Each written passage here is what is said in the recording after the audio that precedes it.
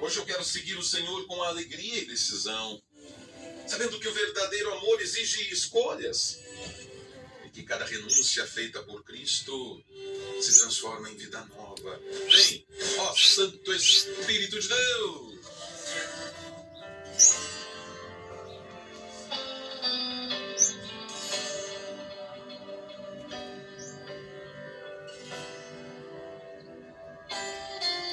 É natureza.